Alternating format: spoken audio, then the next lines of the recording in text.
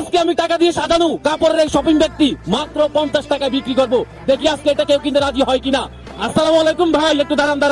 ভালো আছেন? ভালো ভাই। আমি একটা বিপদে পড়ে গেছি, আমার হাতে হচ্ছে একটা কাপড়ের শপিং, এটা আমি 50 টাকা বিক্রি করতে চাই। এটা যদি 50 টাকা দিয়ে কিনেন আমার মস্ত বড় উপকার হবে, কিনতে পারবেন?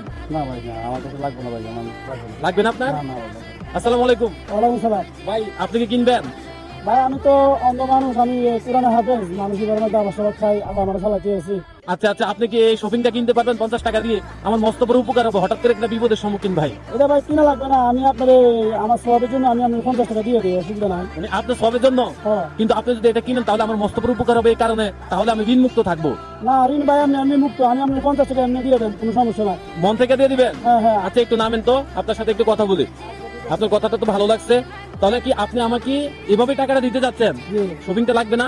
যে না, ওকে, আমাকে 50 টাকা দেন দেখি। আচ্ছা, এই 50 টাকা কোথা থেকে আনছেন?